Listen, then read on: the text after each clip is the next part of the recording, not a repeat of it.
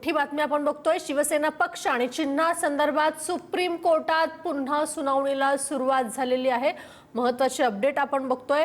शिवसेना पक्ष आणि चिन्हासंदर्भात सुप्रीम कोर्टात पुन्हा सुनावणीला सुरुवात झालेली आहे। पक्षाच्या रचनेबाबत आयोगाला माहिती देण्यात आली होती। काही नेते निवडले गेले, प्रत्येक वेळी आयोगाला बदलांची माहिती दिली होती असा युक्तिवाद कपिल सिब्बल सध्या करतायत। काही नेत्यांची निवड तर काहींची नियुक्ती आयोगाला कळवलं होतं असाही युक्तिवाद सिब्बल यांच्याकडून केला जातोय।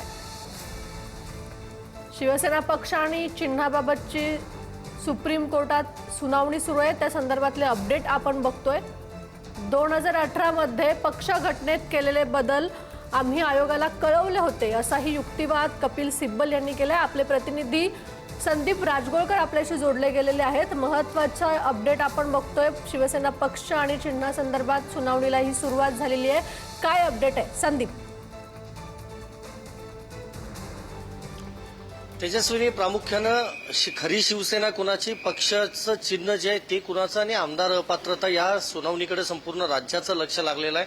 आज खरं तर सुप्रीम कोर्टातला 4था दिवस आहे। 4थ्या दिवशी देखील शिवसेना युबीटी पक्षाचे ज्येष्ठ वकील कपिल सिब्बल यांच्यामार्फत युक्तिवाद सुरू करण्यात आलेला आहे। आता जो युक्तिवाद सुरू झालेला आहे तो त्यामध्ये त्यांनी असं म्हटलेलं आहे की फार पूर्वीपासून आम्ही राजकीय पक्ष म्हणून आमच्या शिवसेनेची जी नोंदणी आहे ती करण्यात आलेली आहे आणि पक्षामधले बदल जे होते, मग पदाधिकाऱ्यांचे बदल असतील किंवा इतर बदल असतील, ते बदल आम्ही वेळोवेळी केंद्रीय निवडणूक आयोगाला कळवलेले आहेत असा दावा जो आहे तो कपिल सिब्बल यांनी केला। आणि आज शेड्यूल 29A मधल्या 4 ते 5 पॅरा जे आहेत त्या संदर्भात मी बोलणार आहे असं देखील त्यांनी कोर्टासमोर म्हटलेलं आहे। काल जवळपास 1 तास युक्तिवाद झालेला होता कपिल सिब्बल यांचा।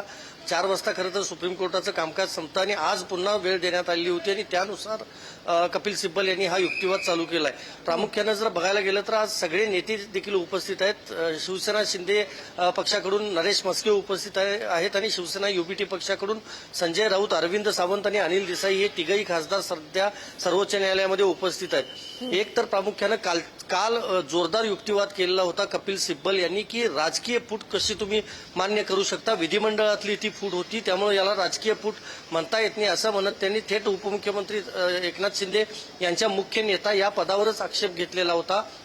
हे पद कुठेही नसताना, घटनेत नसताना, त्या संदर्भातली कुठली तरतूद नसताना कोणत्या आधारे एकनाथ शिंदे यांनी हे पद स्वतःकडे घेतलं असं म्हणत 2018ला जर तुम्ही पक्षाची घटना जी आहे ती जर चुकीची म्हणत असाल तर मग त्याच घटनेच्या आधारे तुम्ही आमदार झालात, निवडणूक लढवली, मंत्रीपदं भोगली असा थेट आरोप जो आहे तो कपिल सिब्बल यांनी या युक्तिवादामार्फत केला होता। सरन्यायाधीश सूर्यकांत यांच्या समोर खरं तर ही सुनावणी सुरू आहे आणि काल 1 तास जवळपास जो युक्तिवाद आहे तो कपिल सिब्बल यांनी केलेला होता आणि आता देखील 4 वाजेपर्यंत त्यांना वेळ मिळू शकतो। तास दीड तास ही सगळी सुनावणी आहे ती पार पडू शकते। मात्र महत्वाचं हेच आहे की आता कपिल सिब्बल यांनी जे मुद्दे मांडलेले आहेत ते पक्षाच्या संदर्भात मांडलेले आहेत। कालचा प्रामुख्याने तेजस्वीने विचार करायला गेला तर त्यांनी केंद्रीय निवडणूक आयोगाच्या कार्यपद्धतीवरच प्रश्नचिन्ह निर्माण केलेलं होतं, कारण पक्षाचं चिन्ह आणि नाव हे निवडणूक आयोगानं एकनाथ शिंदे यांना दिलेलं होतं आणि तसा कुठलाही अधिकार निवडणूक आयोगाला नसल्याचं कपिल सिब्बल यांनी सांगितलेलं होतं आणि त्यामुळं आज देखील त्याचाच संदर्भ देत पुढे कपिल सिब्बल हे खरं तर युक्तिवाद करतायत। प्रामुख्यानं बघायला गेलं तर ही सुनावणी आता अंतिम टप्प्यात आलेली आहे। 2024 पूर्वी हे सगळं घडलेलं होतं। गुवाहाटीला गेले होते आमदार बंड करून आपल्याला माहिती आहे आणि त्यानंतर हे सगळं प्रकरण सुप्रीम कोर्टात गेलं होतं। मात्र सुप्रीम कोर्टानं केंद्रीय निवडणूक आयोगाला निर्देश दिले होते आणि त्यानुसार पक्षाचं चिन्ह आणि नाव हे कुणाला द्यायचं हा निर्णय सर्वस्वी केंद्रीय निवडणूक आयोगाने घ्यायचा होता, तसा त्यांनी घेतला आणि ते पक्षाचं चिन्ह आणि नाव एकनाथ शिंदे यांना देण्यात आलेलं होतं। त्यानंतर 2024च्या निवडणुका पार पडल्या, त्यापूर्वी पोटनिवडणुका देखील पार पडल्या आपल्याला माहित आहे आणि शिवसेना उद्धव बाळासाहेब ठाकरे हे पक्षाचं नाव आणि मशाल हे चिन्ह खरं तर शिवसेना युबीटी पक्षाला देण्यात आलेलं होतं। त्यामुळं पुन्हा सुनावणी कधी होणार, कारण गेल्या जवळपास 1.5 ते 2 वर्षांमध्ये फक्त तारखा पडत होत्या, युक्तिवाद होत नव्हता। कधी इकडचे वकील गैरहजर असायचे, कधी तिकडचे असायचे। काल देखील कपिल सिब्बल यांना सुप्रीम कोर्टामध्ये पोहोचायला वेळ झालेला होता, त्यांनी दिलगिरी खरं तर व्यक्त केली होती कोर्टाची। मात्र आज वेळेत ते पोहोचलेले आहेत आणि त्यांच्याकडून हा युक्तिवाद चालू झालेला आहे। बघावं लागेल आज नवीन कुठले मुद्दे कपिल सिब्बल युक्तिवादामध्ये मांडतात ते। म्हणजे एकंदरीत आज हे कपिल सिब्बल यांनी निवडणूक आयोगावरती गंभीर प्रश्न उपस्थित केलेत।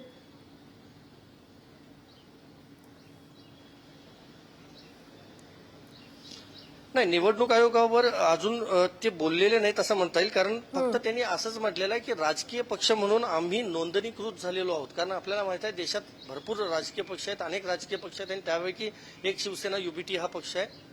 आणि ज्या वेळेला हा पक्ष नोंदणीकृत झालेला होता, बाळासाहेब ठाकरेंनी खरं तर या पक्षाची स्थापना केलेली होती आणि त्यानंतर एकनाथ शिंदे यांच्या नेतृत्वाखाली आमदारांनी हे बंड केलेलं होतं.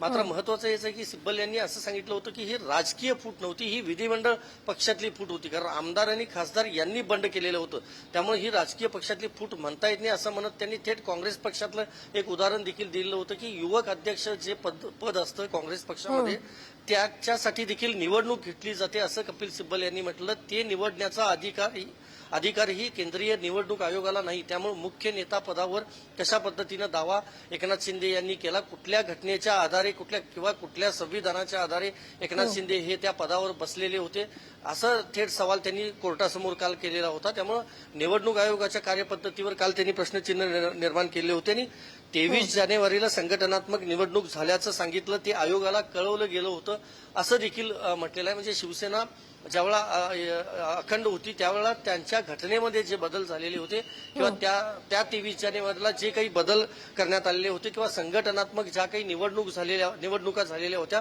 पक्षांतर्गत, त्या सगळ्या आम्ही कळवल्या होत्या असं देखील ते म्हणतात. आणि त्यातच आपल्याला माहिती की एकनाथ शिंदे यांच्या शिवसेनेकडून प्रामुख्यानं पक्षाची घटना चुकीची असल्याचं म्हटलेलं होतं आणि त्याबद्दलच कपिल सिब्बल यांनी प्रश्न उपस्थित केला होता की पक्षाची घटना जर चुकीची असेल तर मग त्या आधारे तुम्ही आमदार झालात, खासदार झालात, मंत्री झालात, निवडणुका देखील लढवल्या, मग ती घटना चुकीची कशी म्हणता येते असा काल त्यांनी युक्तिवाद खरं तर केला होता. आता पुढचे अपडेट्स यायच्यात, मात्र अजूनही कपिल सिब्बल यांच्याकडून युक्तिवाद सुरू आहे. महत्वाचं हेच आहे की सीजेआय सूर्यकांत याबाबत काही वेगळी टिप्पणी आज करतात का हे बघणं देखील महत्वाचं असेल. आपल्याकडे जी माहिती आली तर 2018 मध्ये शिंदेसमोरच सर्व बदल झालेत असा युक्तिवाद कपिल सिब्बल यांनी केलाय. त्या दुरुस्त्यानंतर मान्य नाहीत म्हणणं ही शिंदेची भूमिका चुकीचं आहे असाही युक्तिवाद कपिल सिब्बल यांनी केलाय. 2018 मध्ये शिंदेसमोरच सर्व बदल झालेत असाही युक्तिवाद कपिल सिब्बल यांनी केलाय. संदीप,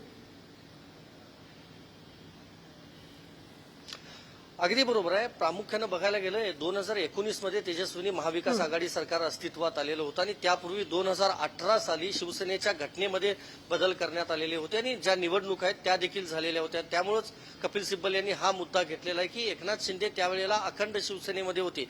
म्हणजे 19 सालामध्ये देखील महाविकास आघाडीचं सरकार आल्यानंतर मुख्यमंत्री उद्धव ठाकरे हे असताना त्या मंत्रिमंडळात एकनाथ शिंदे हे मंत्री देखील होते. त्यामुळे ज्यावेळेला बंड झालं 21 साली त्यानंतर ही सगळी घटना घडलेली आहे. त्यामुळे 18 ते 21 या काळामध्ये उपमुख्यमंत्री एकनाथ शिंदे हे त्या पक्षामध्ये होते. त्यांच्या समोरच हे सगळे बदल झाल्याचा जो दावा आहे तो कपिल सिब्बल यांनी कोर्टासमोर केलेला आहे. त्यामुळेच महत्वाचं हे आहे की 21 सालानंतर ह्या सगळ्या घटना घडलेल्या आहेत. बंड जे झालेलं होतं ते 21 सालानंतर झालेलं होतं आणि 21 नंतर फूट पडल्यानंतर मग हा निर्णय निवडणूक आयोगाने दिलेला होता की एकनाथ शिंदे यांच्याकडे पक्षाचं नाव आणि चिन्ह जे आहे ते अजून एक मुद्दा समोर येतोय संदीप, अजून एक मुद्दा समोर येतोय की राजकीय पक्षात फूट पडलेलीच नाहीये असा दावाही कपिल सिब्बल यांनी केलाय. विधिमंडळ पक्षात फूट पडली होती आणि राजकीय पक्षात कुठलीही फूट पडली नव्हती. त्यामुळे आमदारांच्या संख्याबळावरून पूर्ण पक्ष आणि चिन्हावरती दावा करता येणार नाही असाही युक्तिवाद कपिल सिब्बल यांनी केलाय. नाही, अगदी बरोबर आहे. ज्या वेळेला हे सगळेजण आमदार मुंबईतून सुरतला गेलेले होते, त्यानंतर गुवाहाटी, मग गोवा आणि मग पुन्हा मुंबई, हा त्यांचा सगळा प्रवास संपूर्ण महाराष्ट्रानंच नाही तर देशानं पाहिलेला आहे आपल्याला माहिती आहे. आणि महत्वाचं हेच आहे की राजकीय फूट नव्हती हे म्हणायचं कारण तेच आहे की ज्या वेळेला आमदारांनी बंड केलं होतं ते जवळपास 40च्या वर संख्या होती त्या आमदारांची. आणि आमदार हे खरं तर विधिमंडळातलं पद आहे, सदस्य असतात ते विधिमंडळाचे. त्याचबरोबर नंतर काही खासदारांनी देखील प्रवेश केलेला होता. एकनाथ शिंदे यांच्यासोबत ते गेलेले होते उद्धव ठाकरे यांना सोडून. इव्हन आता देखील रिसेंट जे 6 खासदार गेलेले आहेत ते शिवसेना युबीटी पक्षातून त्यांनी थेट एकनाथ शिंदे यांच्या शिवसेनेमध्ये प्रवेश केला, म्हणजेच मूळ शिवसेनेमध्ये प्रवेश केला असं म्हणता येईल. त्यामुळे याचा सगळा संदर्भ कपिल सिब्बल देत आहेत. प्रामुख्यानं राजकीय फूट आणि विधिमंडळातली फूट यामध्ये फरक असतो. राजकीय फूट ही म्हणता येणार नाही कारण विधिमंडळातले सदस्य सदस्य ते निवडून आले होते आणि त्यांनी तो पक्ष सोडलेला आहे. किंवा काल ज्या वेळेला उदाहरण दिलं त्यावेळेला एकनाथ शिंदे यांच्यासह गुलाबराव पाटील, तानाजी सावंत आणि उदय सामंत या 3 नेत्यांची म्हणजे एकूण 4 नेत्यांची नावं कपिल सिब्बल यांनी घेतली आणि त्यांनी स्वेच्छेनं शिवसेना पक्ष सोडलेला होता. मग त्यांनी म्हणजे पदाचा राजीनामा दिला किंवा सदस्यत्वाचा राजीनामा दिल्यानंतर मग त्यांनाच पक्ष पुन्हा कशा पद्धतीने दिला जातो असा देखील युक्तिवाद काल कपिल सिब्बल यांनी तुम्ही केला. आमच्याशी असेच जोडलेले राहा. आपले दिल्लीचे प्रतिनिधी शिवाजी काळे आपल्याशी जोडले गेलेले आहेत. महत्वाची सुनावणी सुरू आहे सध्या शिवसेना पक्ष आणि चिन्हा संदर्भात आणि त्यातल्या नवीन युक्तिवाद कपिल सिब्बल सध्या युक्तिवाद करतायत ठाकरेंच्या शिवसेनेकडून. त्यातील नवनवीन युक्तिवाद हे आपल्या समोर येत आहेत आणि त्या संदर्भातच आपण शिवाजीकडून माहिती जाणून घेऊयात. आता आपण बघतोय की कपिल सिब्बल सध्या युक्तिवाद करतायत. आयोगाला आम्ही सगळी माहिती दिली होती, राजकीय पक्षात ही फूट घडलेलीच नव्हती, अशा प्रकारचा युक्तिवाद कपिल सिब्बल यांनी केला. आयोगाचा निर्णय परिशिष्ट 15च्या विसंगत आहे असाही युक्तिवाद कपिल सिब्बल यांनी केलाय. काय अधिकचे अपडेट आहेत शिवाजी?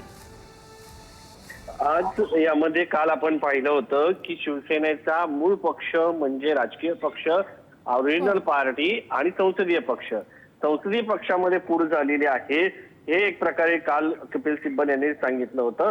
त्यानंतर शिवसेनेची घटना कशी आहे, त्याची रचना कशी आहे याच्यावरती युक्तिवाद आता कपिल सिब्बल यांनी करायला सुरुवात केली आहे आणि त्यांनी सांगितलेलं आहे की ज्या पद्धतीने शिवसेना पक्षाची काल त्यांनी 29 कलम नंबर 29 बद्दल सांगितलं होतं, आता ते पक्षाच्या कार्यालयामध्ये आतापर्यंत कुठलाही बदल केलेला नाही. जेव्हा आम्ही बदल केलेला असेल किंवा कोणताही बदल असतो तेव्हा आम्ही पक्षाला कळवतो, निवडणूक आयोगाला कळवतो असं त्यांनी सांगितलं. त्यावरती सरन्यायाधीश म्हटलंय की अशा पद्धतीचा बदल तुम्हाला सांगणं बंधनकारक नाहीये. आणि त्यानंतर कपिल सिब्बल यांचं म्हणणं आहे की आम्ही जे गरजेचं होतं त्या सर्व गोष्टी आम्ही त्या केलेल्या आहेत. आता त्यांनी मग सांगायला सुरुवात केली की पक्षाची जी घटना आहे, जे काही बदल झाले ते कशा पद्धतीचे होते. तर त्यांचं म्हणणं आहे की 1999 मध्ये पक्षप्रमुख पद नव्हते, 2023 मध्ये हे लक्षात आलं. त्यानंतर उद्धव ठाकरे, आदित्य ठाकरे, मनोहर जोशी आणि इतरांची विविध पदावरती निवड सर्व लोकांसमोर करण्यात आली. आयोगाने असं म्हणणं आहे की पक्षाचे संविधान आमच्याकडे नाही, हे चुकीचं आहे. कारण आम्ही जेव्हा कागदपत्र दिली म्हणजे ठाकरे गटाने जेव्हा कागदपत्र दिली तेव्हा कागदपत्र दिल्यानंतर जी पोहोच पावती मिळत असती त्याच्या पावत्या ह्या ठाकरे गटाकडे आहे असं दावा त्यांनी केला. आता जर त्याची कागदपत्र इलेक्शन कमिशनला मिळाली नव्हती किंवा त्यांच्याकडे नव्हती तर त्यांनी पत्रव्यवहार ठाकरे यांच्याशी केला होता का, हा एक सगळ्यात महत्वाचा मुद्दा आहे की तुम्हाला तुमची कागदपत्र आम्हाला मिळाली नाही किंवा तुमची हे जे ठराव आम्हाला माध्यमांच्या माध्यमातून कळत आहेत. जसं की मधल्या काळामध्ये आपल्याला माहिती की सुनेत्रा पवार यांच्या पक्षामध्ये काही ठराव करण्यात आले होते, जे दावा करण्यात आला त्याच्या ठरावाच्या प्रत नव्हत्या असं इलेक्शन कमिशनकडे आक्षेप घेतल्यानंतर पत्र हे एनसीपीला पाठवण्यात आलं होतं. तशा पद्धतीचं कुठलंही पत्र हे जे आहे हे ठाकरे गटाला मिळालेलं नव्हतं आणि 27 फेब्रुवारीला जे पत्र देण्यात आलेलं होतं त्याच्यामध्ये नियुक्त केलेल्या नेत्याची माहिती दिली. 23 लोक उपनेते म्हणून निवडले गेले. ठाकरेंची जी घटना आहे त्याच्यामध्ये हा आक्षेप आहे की ठाकरेंनी काही लोकांना नियुक्त केलं. 2 पद्धतीच्या असतात, एक इलेक्टेड असतात आणि काही लोक सिलेक्टेड असतात. म्हणजे इलेक्ट करणं म्हणजे नियुक्त करणं आणि काही लोक जे इलेक्शनच्या माध्यमातून निवडणुकीच्या माध्यमातून निवडून येतात ते इलेक्शनच्या माध्यमातून निवडणुकीच्या माध्यमातून येतात. त्याची संख्या ही कधीही अधिक असणं गरजेचं असतं कोणत्याही घटनेमध्ये. ठाकरेंच्या घटनेमध्ये असं सांगितलं जात होतं की त्यांच्या पक्षामध्ये जे इलेक्टेड असतात म्हणजे काही लोकांना इलेक्ट केलं जातं नवीन अध्यक्षांकडनं त्यांची घटनेमध्ये आणि बाकीचे जे लोक असतात जसं की जिल्हा प्रमुखांनी मिळून राज्य प्रमुखांची नियुक्ती केली जाते. सर्व राज्यांचे मिळून एक राष्ट्रीय अध्यक्ष पक्षाचा तयार होतो. असं साधारणपणे भारताच्या राजकीय पक्षाची रचना पाहायला मिळते. तर याच्यामध्ये त्यांनी सांगितलं की जी आमची घटना आहे त्याच्यामध्ये 23 लोक उपनेते म्हणून निवडले गेले होते, इतरांची नियुक्ती केली गेली. आवश्यक त्या सगळ्या बाबींची माहिती आयोगाला दिली, त्यापेक्षा वेगळ्या बाबींची माहिती देण्याची गरज नाही असं सिब्बल यांनी म्हटलं. आमच्याकडे असलेला पोस्ट पावतीवरती निवडणूक आयोगाचा शिक्का आहे, त्याच्यामध्ये 12 उपनेते हे नियुक्त आहेत. नियुक्त म्हणजे नॉमिनेटेड आहेत आणि मी जसं सांगितलं मगाशी ते इलेक्टेड असणं गरजेचं असतं. त्या इलेक्टेडची संख्या किती आहे ती 21 आहे. इलेक्टेडची संख्या ही कधीही नॉमिनेटेड पेक्षा जास्त असणं गरजेचं असतं. कारण जर जे नॉमिनेटेड केलेले लोक जर अधिक असतील आणि नॉमिनेटेड करणारे लोकच ज्यांनी नॉमिनेट केलंय त्यांना नियुक्त करत असतील अध्यक्ष म्हणून, तर त्या निवडणुकीला अर्थ राहत नाही. या ठिकाणी त्यांचं म्हणणं आहे की नॉमिनेटेड लोक किती आहेत तर 12 आहेत आणि इलेक्शन मधून निवडणुकीमधून जे निवडून आले ते 21 आहेत आणि त्याच्यासाठी 4 एप्रिलला आयोगाचा शिक्का असलेलं हे पत्र मी तुम्हाला सादर करतो. ते पत्र त्यांनी इलेक्शन कमिशनचं जे पत्र आहे, जे पोच पावतीचं आहे, ते या ठिकाणी दिले आणि हा भाग समजून घेणं गरजेचं आहे की ज्या गोष्टीवरून पक्षांतर्गत लोकशाहीचा मुद्दा निर्माण होतो, जे लोक निवडून आलेत असं सांगितलं जातं, तर ते खरंच निवडून आले होते का? त्याच्यावरती आता शिंदे गट कशा पद्धतीने युक्तिवाद करतो हे पाहणं महत्वाचं आहे. कारण 21 लोक हे इलेक्टेड झाले होते, त्याच्या विरोधात म्हणजे त्यांच्या विरोधात कोणी आक्षेप घेतला नाही आणि ते निवडून आले होते असं या ठिकाणी जे सांगितलं गेलेलं आहे. आता यावरती निवडणूक प्रक्रिया कशा पद्धतीने राबवली गेली होती हे पाहणं महत्वाचं आहे आणि त्या भोवतीच हे सगळी पूर्ण केस जी आहे ती फिरणार आहे. कारण साधिक आली केसनुसार पक्षाची ही जी घटनेचा विवरण कपिल सिब्बल करत आहेत. साधिक आली केस म्हणजे काय तर एखाद्या पक्षामध्ये फूट झालेली आहे ते कशा पद्धतीने पाहिलं जातं आणि एखाद्या पक्षाचं पक्ष चिन्ह कशा पद्धतीने गोठलं जातं. सुरुवातीला पक्षाची घटना पाहिली जाते, त्याच्यामध्ये तो पक्ष लोकशाही पद्धतीने सुरू आहे का हे पाहिलं जातं. त्यानंतर दुसरा मुद्दा असतो की जर त्या पक्षाची जी ओरिजिनल पक्ष आणि जो आहे तो कोणाकडे आहे, तो ओरिजिनल पक्ष जर समोरच्या व्यक्तीकडे असेल तर यानंतर तो पक्ष त्याच्याकडे दिला जातो किंवा पक्ष आणि चिन्ह गोठवलं जातं. जेव्हा अध्यक्ष पदावरती दावा सांगितला जातो तेव्हा या सगळ्या गोष्टी पाहिल्या जातात. शिंदे गटाच्या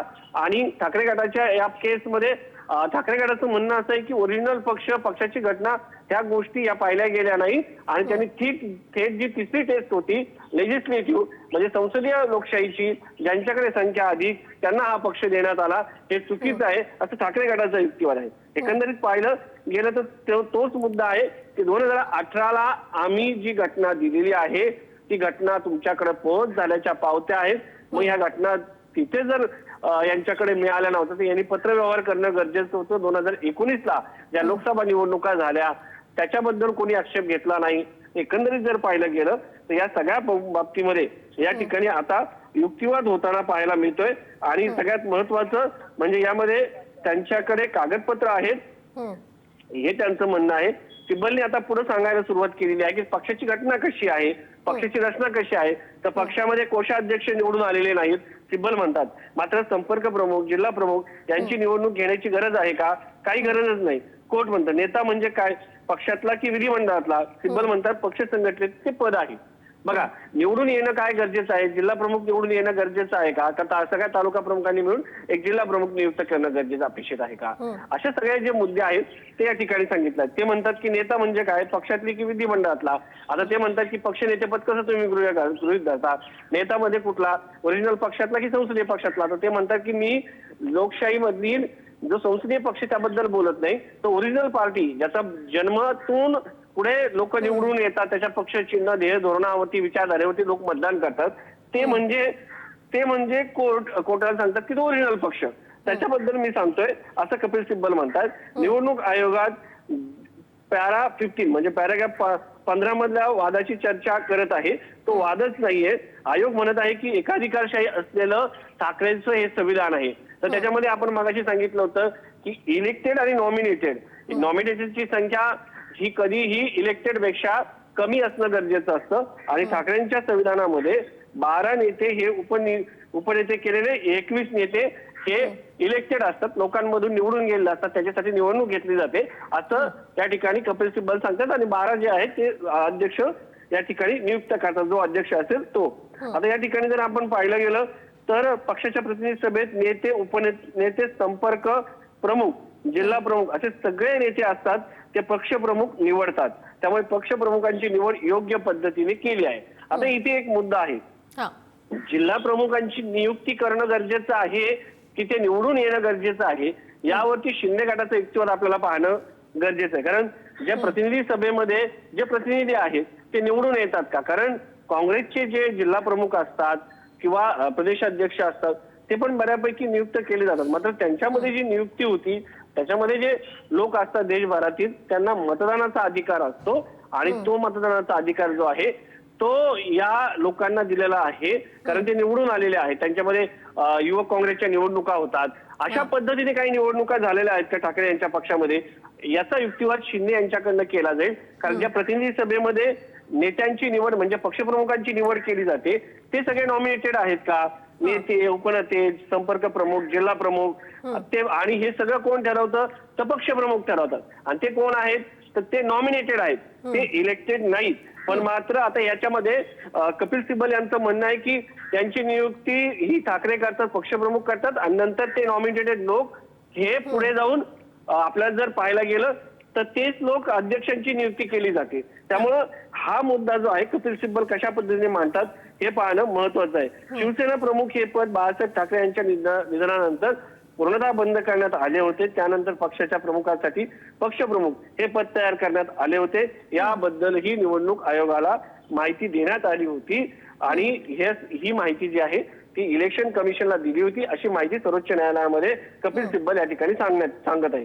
निवडणूक आयोगाने जे जे केले त्या सगळ्या गोष्टी त्यांच्या कक्षाबाहेरच्या होत्या, एखादा विशिष्ट मुद्दा नव्हे, संबंध गोष्टी ज्या होत्या त्या कक्षेबाहेरच्या होत्या, असा दावा कपिल सिब्बल यांनी या ठिकाणी केल्याचं पाहायला मिळतंय. निवडणूक आयोगाला वेळोवेळी कागदपत्र पुरवठा जो आहे तो करण्यात आला होता. त्यांना एखाद्या गोष्टीमध्ये हरकत घ्यायची होती तर त्यांनी इतके वर्ष वाट का पाहिली? निवडणूक आयोग असं कसं काम करू शकतो असा सवाल जो आहे तो या ठिकाणी उपस्थित करण्यात आलेला आहे. पक्षातील सरचिटणीस जे पद असतं ते प्रशासन पाहतं. शिवसेना पक्षप्रमुखाच्या निवडणुकीचा जो कालावधी आहे त्याच्याबद्दल आता माहिती दिली आहे. शिवसेना पक्षप्रमुखाच्या निवडणुकीचा कालावधी हा 5 वर्षाचा असतो. पक्षातील सर्वोच्च पद असते, त्यांच्याकडे सर्व अधिकार असतात, त्यांच्याकडे राष्ट्रीय कार्यकारिणी निष्कासित करण्याचे अधिकार असतात. आता हा शिवाजी, काही काळ तुम्हाला थांबवतोय, तुम्ही आमच्याशी असेच जोडलेले राहा. आपला शिवसेना पक्ष आणि चिन्हाबाबतची ही सुप्रीम कोर्टात सुनावणी सुरू आहे. त्यातले काही महत्त्वाचे मुद्दे आपण बघतोय. आम्ही आयोगाला आवश्यक माहिती दिली होती असं कपिल सिब्बल म्हणतायत.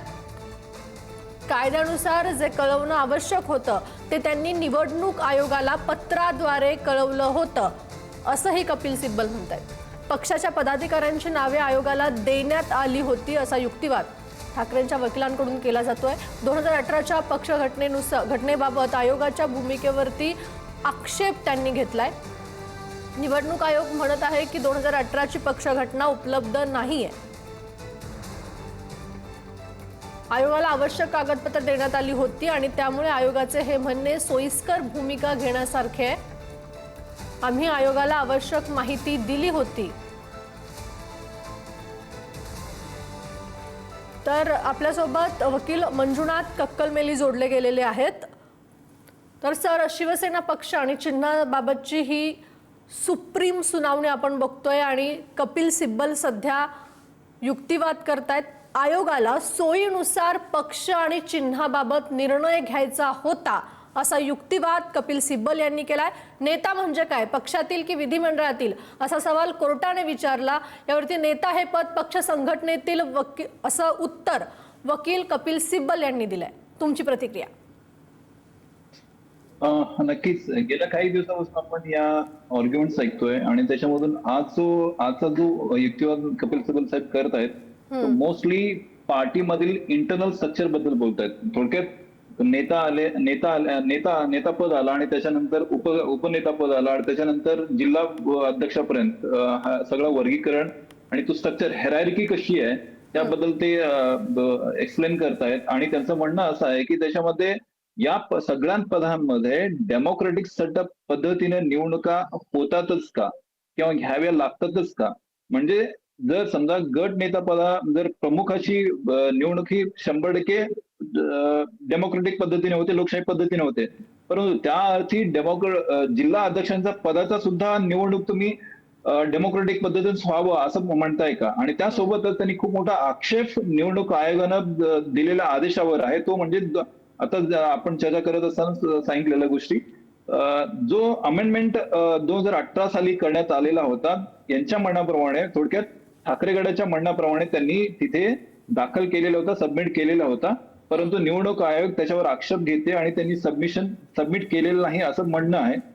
परंतु अजून एक मुद्दा इथं मला हायलाईट करायला आवडेल त्याच्यामुळे युक्तिवाद करत असताना कपिल सिब्बल साहेबांनी एक मुद्दा असा काढलेला आहे, त्याच्यामध्ये स्टॅम्प त्यांनी दिलेला आहे, इलेक्शन कमिशनची स्टॅम्प त्यावर आहे.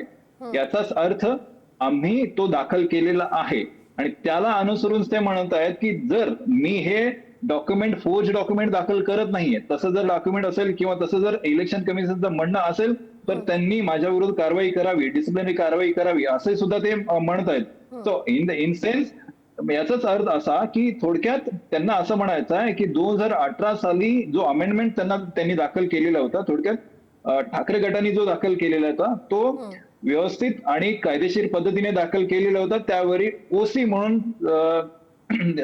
इलेक्शन कमिशनने, निवडणूक आयोगाने शिक्का सुद्धा तिला दिलेला आहे. अशी परिस्थिती असताना निवडणूक आयोग त्याला बाजूला कसं करू शकते आणि त्याचा कन्सिडरेशन निर्णयामध्ये का करत नाहीये. म्हणून इथे कुठेतरी निवडणूक आयोग जेव्हा पार्टी सिंबल ऑर्डर डिसाईड करायचा होता, निर्णय द्यायचा होता, त्यावेळी निवडणूक आयोग एक शिंदे गटाकडे वेगळ्या दृष्टीने पाहिलं आणि शिंदे गटाला फेवरिझम ऑर्डर पास केला, असं या पद्धतीचा युक्तिवाद सध्या करताना असं दिसतायत असं मला वाटतं. खरं तर हे सगळं जे आहे की 33 उपनेत्यांपैकी 22 निवडून आलेले आहेत आणि इतरांची नियुक्ती झाली, तर कपिल सिब्बल सध्या राजकीय पक्ष हा फुटलेला नव्हता, विधिमंडळ पक्षात फूट झाली होती, अशा प्रकारचा युक्तिवाद करतायत. नाही, बरोबर आहे. आता त्यांना तो युक्तिवाद करावाच लागेल. म्हणलं तर आपण कालचा जर युक्तिवाद जर पाहिला तरी पक्षाचा जो कॉन्स्टिट्यूशन आहे, घटना आहे, त्यावर युक्तिवाद करत होते. आज त्यांना मुख्य मुद्दा पक्षामधील पक्षांतर्गत व्यवस्थेबद्दल ते बोलतायत. म्हणजे पक्ष नेत्यापासून ते खालच्या पातळीपर्यंत कार्यकर्त्यापर्यंत त्यांची व्यवस्था कशी आहे, हायरार्की कशी आहे, त्याबद्दल बोलतायत. त्या सोबतच त्यांचं एक म्हणणं असं आहे की हा जो गट नेता आहे, पक्ष प्रमुख आहे, हा लेजिस्लेटिव्ह पार्टी मधून उभा आलेला आहे आणि त्यांच्याकडून तो नियुक्ती केलेली आहे. ज्याचा अर्थ, त्यांचा म्हणण्याचा अर्थ असा आहे की पॉलिटिकल जो निवडणुका होतात, पार्ट्यामधील ज्या पक्ष नेतृत्व निवडला जातो हे पार्टी अंतर्गत म्हणजे राजकीय पक्षामधून होतो, ना की विधिमंडळ पक्षामधून. आणि ज्या अर्थी सध्या एकनाथ शिंदे साहेबांना जे त्यांनी पक्षप्रमुख म्हणून निवडलेलं आहे, ते 39 आमदार हे लेजिस्लेटिव्ह पार्टी मधून आहेत आणि त्या अर्थी त्यांचा पक्ष नेतृत्व किंवा पक्ष प्रमुख म्हणून कितपत योग्य असेल आणि त्या मुद्द्यावरून त्याचा युक्तिवाद चालू आहे. कारण जेव्हा आपण कायद्याच्या दृष्टिकोनातून पाहिलं जातं त्यावेळी महत्वाचा मुद्दा असा येतो, लेजिस्लेटिव्ह पार्टी हे राजकीय पक्षामधीलच एक भाग असतो आणि लेजिस्लेटिव्ह पार्टी आणि राजकीय पक्ष या दोघांना वेगळा करू शकत नाही. That is integral part of political party. आणि असं असताना पॉलिटिकल पार्टी मधूनच विधिमंडळाचा एक भाग असतो. त्यामुळं विधिमंडळ हा सबस्टिट्यूट मध्ये येतो. मग म्हणजे त्याच्यामध्ये वरचढ हा राजकीय पक्ष असतो. राजकीय पक्ष हा थोडक्यात विधिमंडळाला कंट्रोल करत असतो. त्या अर्थी विधिमंडळामधून ज्या निवडणुका होतात तिथला जो नेता असतो, त्या नेत्याला जास्त वेटेज आपण द्यायला हवा, ना की विधिमंडळामधील नेतृत्वाला. आणि म्हणूनच सध्या जो युक्तिवाद त्यांचा जो लाईन ऑफ आर्ग्युमेंट चाललेला आहे, त्यांचा दोन्ही कंपॅरिझन मध्ये चाललेला आहे. त्यांचा जो एकनाथ शिंदेचा नेतृत्व जो आहे तो प्युअरली विधिमंडळामधून आलेला नेतृत्व आहे, राजकीय पक्षामधून आलेला नेतृत्व नाही. आणि त्या दृष्टीनं जर बघितलं तर त्यांची मेजॉरिटी, थोडक्यात त्यांनी हे दाखवू पाहतात की मेजॉरिटीच्या दृष्टिकोनातून पाहिला तर मेजॉरिटी ही राजकीय पक्षामधून पाहिजे, विधिमंडळामधून नाही. आणि ज्या अर्थी विधिमंडळामधून नेतृत्व एकनाथ शिंदेना दिली गेलेली आहे, ते नेतृत्व राजकीय पक्षाच्या दृष्टिकोनातून विचारात घेता येणार नाही, कायद्याच्या दृष्टिकोनातून कायद्यामध्ये ते बसत नाही. तो करण्याचा तो जो सध्या निर्णय घेतलेला आहे इलेक्शन कमिशनने की विधिमंडळाचा नेतृत्व हा एकनाथ शिंदेकडे आहे आणि त्यांचा मेजॉरिटी आहे, हे ते पूर्णतः चुकीचं आहे. या पद्धतीचं लाईन ऑफ आर्ग्युमेंट ते करताना दिसत आहेत. तर त्यांनी असं पण एक म्हणजे असा पण एक युक्तिवाद केलाय की निवडणूक आयोगाने सोयीस्कर म्हणजे सोयीप्रमाणेच पक्ष आणि चिन्हाचा निर्णय दिलाय. नाही, 100%. आता त्यांचं म्हणण्याप्रमाणेच आपण हे समजूयात, सध्या कपिल सिब्बल साहेब ठाकरे गटाची युक्तिवाद करतायत. अर्थातच त्यांना सध्या जो निवडणूक आयोगानं आदेश दिलेला आहे त्या आदेशामध्ये कशा चुक्या आहेत किंवा कसं फेवरिझम त्यांनी निवडणूक आयोगानं शिंदे गटासाठी केलेलं आहे हे त्यांना दाखवून द्यायचा प्रयत्न आहे. आणि त्यामधूनच त्यांचा जो सगळा काही कल आहे की निवडणूक आयोगानं पारित केलेला आदेश तिन्ही पैलूंमध्ये म्हणजे घटना, पक्षाची घटना आणि त्यासोबत पक्षांतर्गतली रचना म्हणजे जे पदाधिकाऱ्यांची रचना ती रचना, त्याच्यानंतर जी मेजॉरिटी आहे ती मेजॉरिटी विधिमंडळातील मेजॉरिटी बघावी की राजकीय पक्षामधील बघावी, या तिन्ही पॅरामीटर्सवर सध्या कपिल सिब्बल साहेब युक्तिवाद करू पाहतायत आणि त्यापैकी सध्या जो आपण विचारात करतोय ते पक्षामधील अंतर्गत जो व्यवस्था आहे आणि ती स्ट्रक्चर आहे, हेरार्की आहे, त्यामधून ते दाखवतायत आणि म्हणून म्हणतायत की पक्षाचा जो आहे ते जर मेजॉरिटी जर आपण बघितलं तर राजकीय पक्षाचा हा कल हा पूर्णतः युबीटी गटाकडे होता, म्हणजे उद्धव ठाकरेंच्या गटाकडे होता. तरी असं असताना सुद्धा निवडणूक आयोगाने फेवरिझम करत शिंदे गटांकडे हा सदरचा पार्टी सिंबल दिलाय, जो की पूर्णतः बेकायदेशीर आहे असा युक्तिवाद ते करीत आहेत. आता या पुढचा युक्तिवाद कुठल्या लाईन ऑफ आर्ग्युमेंटला जात आहे ते आपल्याला पाहायला थोडंसं बघून घ्यावं लागेल. त्यात त्यांनी असंही म्हटलंय की निवडणूक आयोगाला सगळ्या प्रकारची कागदपत्र आम्ही पुरवली होती, पण त्या कागदपत्रांचा पुरेसा विचारच निवडणूक आयोगाने केले नाही. ती कागदपत्र निवडणूक आयोगाने वाचलीच नाहीत. आयोगाने त्या दस्तावेज किंवा पुराव्यांचं योग्य परीक्षणच केलं नाही, असंही एक युक्तिवाद सिब्बल यांनी केलाय. नाही एक्झॅक्टली त्यांचं आता तर त्यांनी लाईन ऑफ आर्ग्युमेंट थोडीशी चेंज केलं. टोटली अलिगेशन ते निवडणूक आयोगावर करतायत. इन शॉर्ट त्यांचं म्हणणं असं आहे की आम्ही ज्या काही कागदपत्र निवडणूक आयोगापुढे सबमिट केलेलो दाखल केलेलो त्या कुठल्याच कागदपत्रावर त्यांनी लक्ष दिलंय आणि फक्त निवडणूक आयोगाचा एकच उद्देश होता. मी थोडंसं इंग्लिशमध्ये तो वाचून दाखवतो त्यांचा आर्ग्युमेंट काय. It means in the party because ECI wanted to come to a particular conclusion, म्हणजे पर्टिक्युलर हा शब्द विशेष कन्क्लुजन, एका अनुमानाला यायचा, विशेष अनुमानाला यायचा हा निर्णय ECIचा होता. म्हणून it ignore the 2018 constitution, it pre determined the end and manipulated the logic contrary to the very exercise under the para 15. म्हणजेच आता जसं म्हणत होतो आपण पूर्णतः ते इलेक्शन म्हणजे निवडणूक आयोगाचा जो आदेश आहे पूर्णतः कसा बेसिकली इलिगल आहे, वॅग्यू आहे आणि बायस्ड ऑर्डर पास त्यांनी केलेला आहे यावर त्यांचं कॉन्सन्ट्रेट करतायत. आणि म्हणून एक स्पेसिफिकली शब्द त्यांनी वापरलेला आहे पर्टिक्युलर कन्क्लुजन म्हणतात. पर्टिक्युलर म्हणजे विशेष ज्यांना आपण लक्षात ठेवून की मला यांच्याच बाजूने आदेश पारित करायचा आहे आणि त्यासाठी मला कुठल्या पॅरामीटर्सवर मला हा निर्णय आणायला पाहिजे त्याच पॅरामीटर. मंजुनाथजी, मी तुम्हाला थोडंसं थांबवते. आमचे प्रतिनिधी शिवाजी आपल्याशी जोडले गेलेले आहेत, ते काहीतरी महत्त्वाचे अपडेट देत आहेत युक्तिवादासंदर्भात. शिवाजी, काय अपडेट आहेत? एक महत्वाचा मुद्दा आहे की तो म्हणजे पक्षातून कोणी कोणाला काढलं. मूळ अध्यक्ष कोण होते पक्षाचे? पक्षप्रमुख म्हणून उद्धव ठाकरे होते. मग शिवसेना पक्षाची सर्वोच्च संस्थेचा सर्वोच्च अधिकाऱ्याला पक्षातून कोणी काढलं? जेव्हा एखाद्या पक्षामध्ये फूट होते तेव्हा किंवा पक्षशिस्ताची पक्षशिस्त भंगाची कारवाई केली जाते, ती कोणावरती होते? तर ज्यांनी पक्षविरोधी कारवाई केलेली आहे अशा व्यक्ती होती. मात्र कपिल सिब्बल असं म्हणतात की मी पक्षातील सर्वात मोठा नेता आहे, मात्र मलाच पक्षाच्या बाहेर काढण्यात आलं आणि मला सांगण्यात आलं, मी जेव्हा इलेक्शन कमिशनकडे गेलो तेव्हा निवडणूक आयोगाचे म्हणणं असं होतं की मी शिस्तभंग समितीकडे गेले पाहिजे होते, पण मी त्यांना पक्षातून काढणार तरी कशासाठी आणि कुठल्या पदावरून? त्यांनीच मला पक्षातून काढले. आता आपण पुन्हा पक्षाच्या संघटनात्मक रचनेकडे पाहूया. त्यावरून शिवसेनेची रचना किती लोकशाही पद्धतीची आहे हे स्पष्ट होईल. असं त्यांचं म्हणणं आहे की मला पक्षातून बाहेर काढण्याचा प्रयत्न करण्यात आला आणि मी त्यांना पक्षातून कसा काढू शकतो? कारण पक्षातून जरी अक्कलपट्टी केली तर संसदीय पक्षामध्ये एकनाथ शिंदे यांचं पद कायम होतं. आता या सगळ्यामध्ये त्यांचं पुढे म्हणणं असं आहे की पक्षप्रमुखांची नियुक्ती ही निवडणुकीद्वारे होती.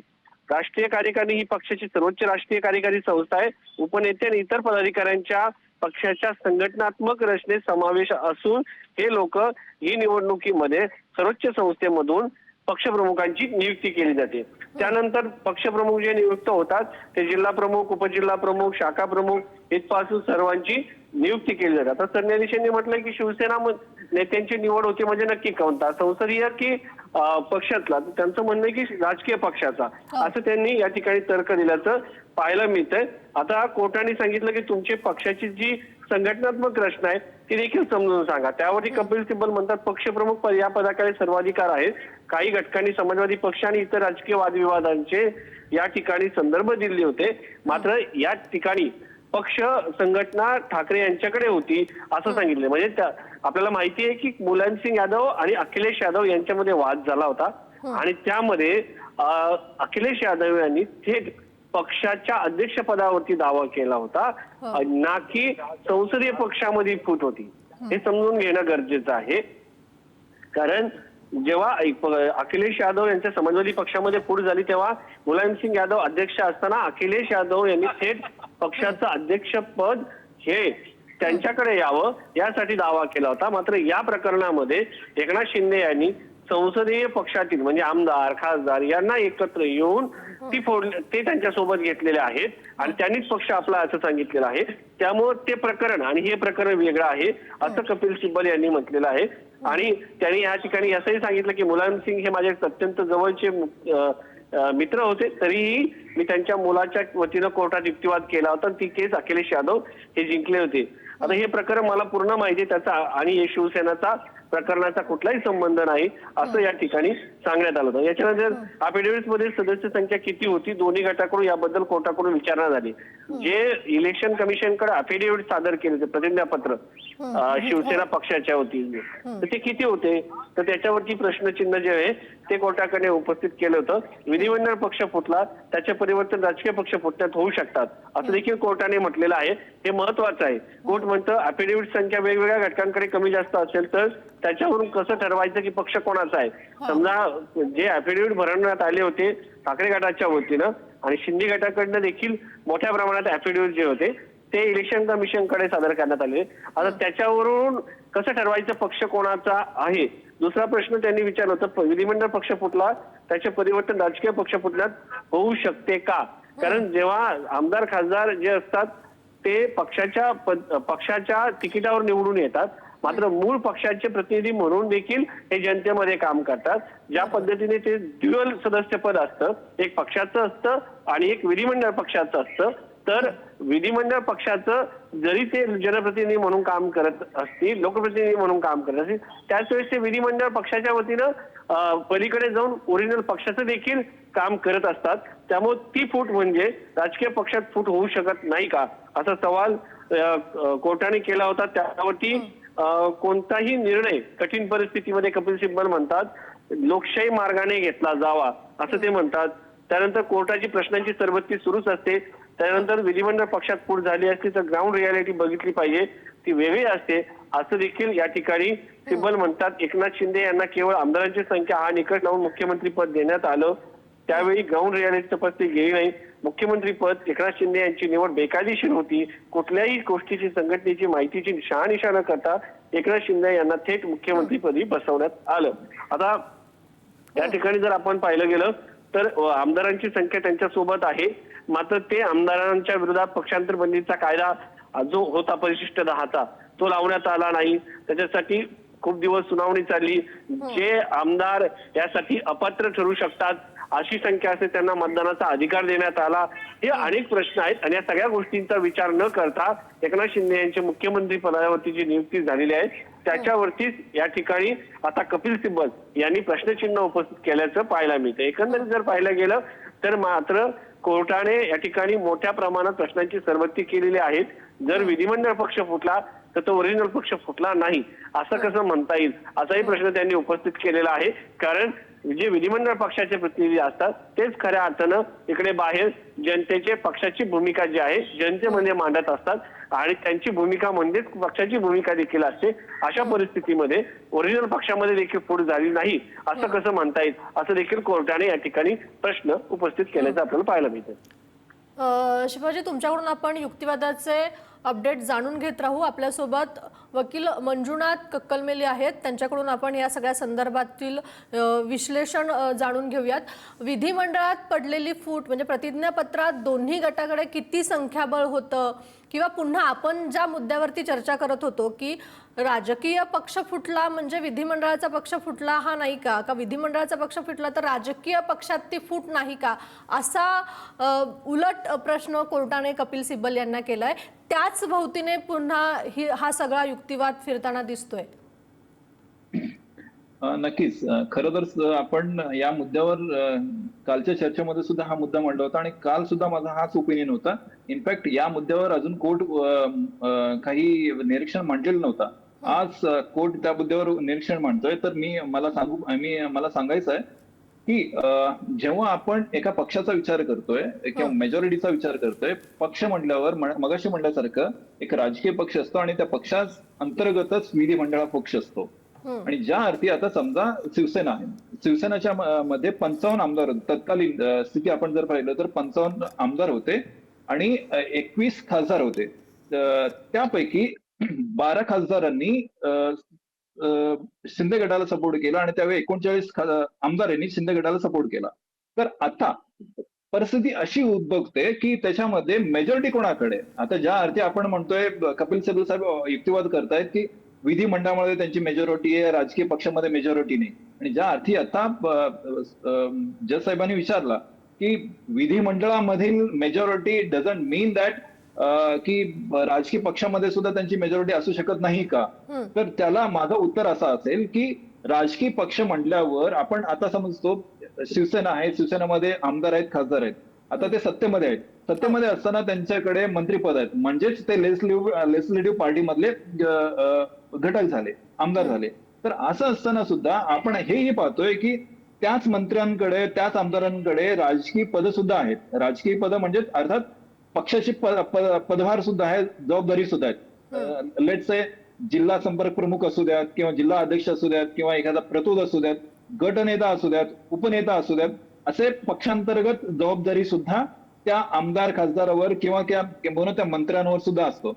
मग त्यावेळी एक आमदार जो विधिमंडळामध्ये सुद्धा आहे, जो मंत्री सुद्धा आहे, तो राजकीय पक्षामध्ये सुद्धा त्याच्याकडे जबाबदारी आहे. याचाच अर्थ जेव्हा आपण राजकीय पक्ष म्हणून विचार करतो त्यावेळी यांचा विचार कधी करावा की फक्त आणि फक्त हे आमदार आहेत किंवा मंत्री आहेत म्हणून त्यांना विधिमंडळामध्ये एवढंच गणावं, की विधिमंडळातील ज्यांच्याकडे जबाबदारी, पक्षाची जबाबदारी आहे, त्यांना सुद्धा राजकीय पक्षामध्ये आहेत म्हणून तशी गणना करावी. मग हा प्रश्न पुढे येत असताना मला असं एवढं सांगायचंय की जेव्हा आपण मेजॉरिटीचा विचार करतो त्यावेळी विधिमंडळाचा फक्त विचार करत असताना विधिमंडळातील जे घटक आहेत, विधिमंडळातील जे मंत्री आहेत, आमदार आहेत, त्यांच्याकडे सुद्धा पक्षीय जबाबदारी आहेत. आणि ज्या अर्थी पक्षीय जबाबदारी त्यांच्याकडे आहेत तेही राजकीय पक्षामधील एक घटक झाले. आणि ज्या अर्थी ते राजकीय पक्षाचे घटक झाले त्या अर्थी ते राजकीय पक्ष मधील त्यांच्या मेजॉरिटीमध्ये सुद्धा त्यांची गणना करायला हवं. आणि त्या अर्थाने जर पाहिला तर मेजॉरिटी कुठे कोणा बाजूने होतं हे स्पष्ट व्हायला वेळ लागत नाही.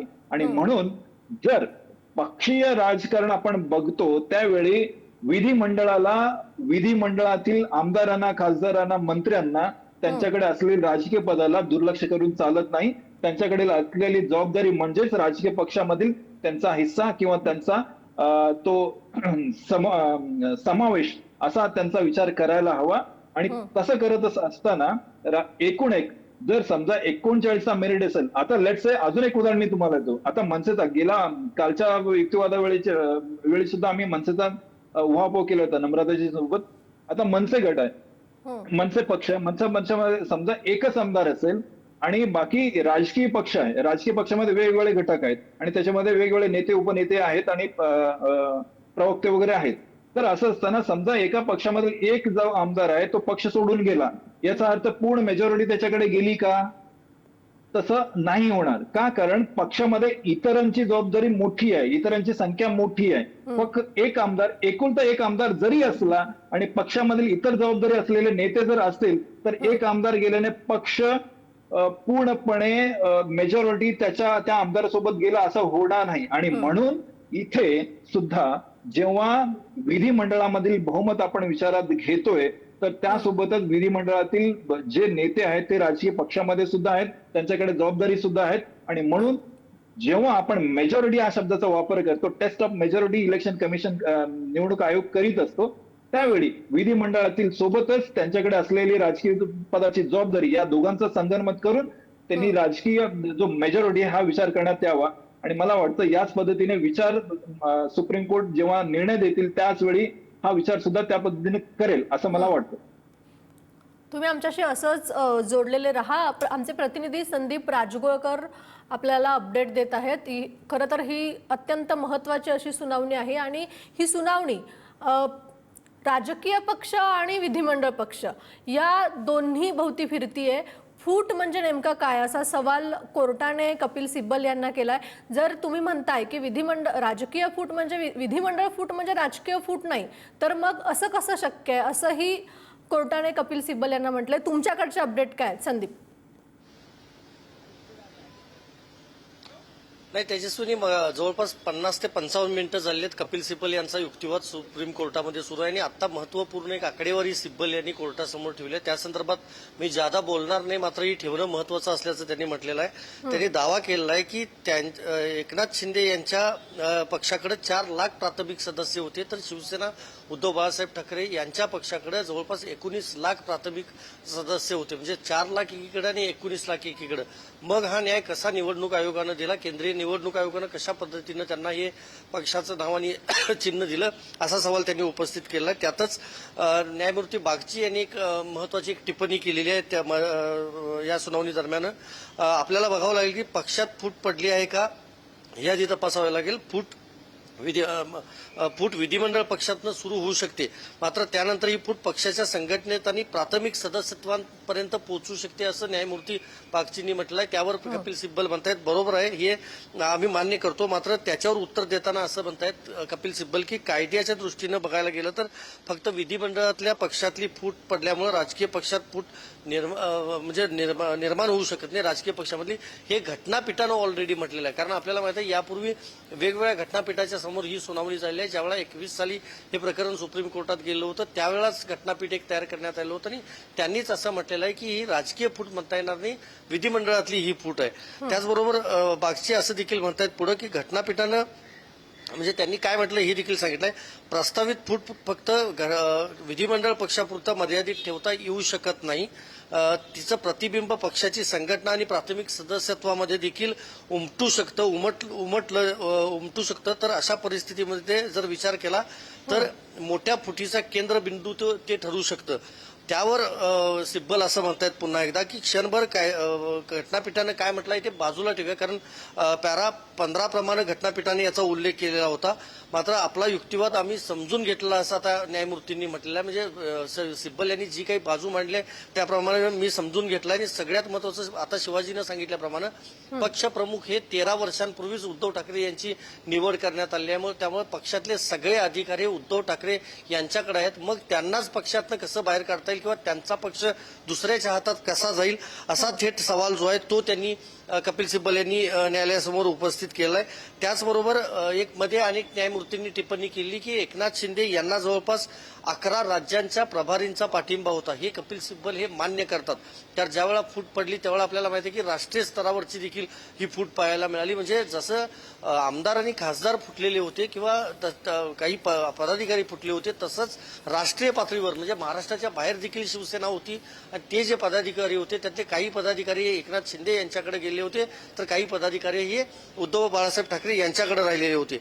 आणि त्यावेळेला 11 प्रभारींचा पाठिंबा होता. राज्य प्रभारी हा एक पक्षाच्या संघटनात्मक रचनेचा भाग असतो आणि ते शिवसेनेच्या संघटना त्यापेक्षा महत्वाचा राजकीय पक्षाचा विचार करत असताना फक्त पदाधिकाऱ्याचा विचार करून चालणार नाही, तर पक्षाच्या प्राथमिक सदस्यत्वाचाही विचार करावा लागेल असं कोर्टाने एक टिप्पणी केली आहे. ती देखील मान्य केली आहे कपिल सिब्बल यांनी.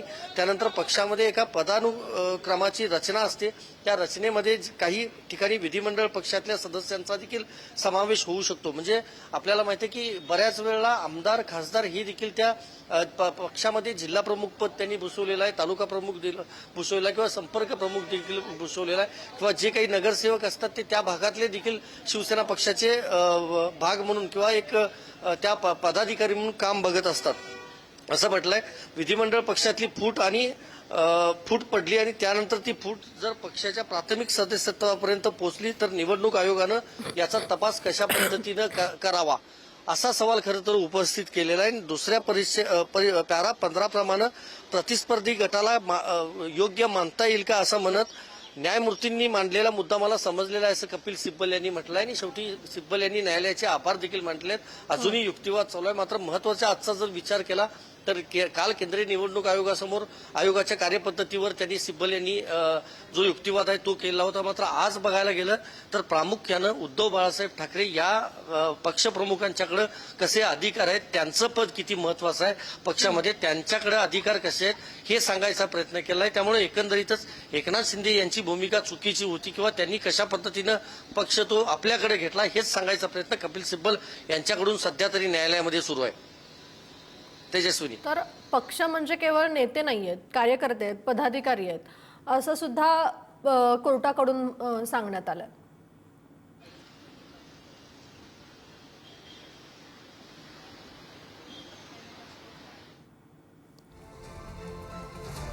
तर काही कारणास्तव संदीप राजगोळकर यांच्याशी आपला संपर्क होत नाहीये. तर आपल्यासोबत कायदेतज्ञ मंजुनाथ कक्कलमेली आहेत.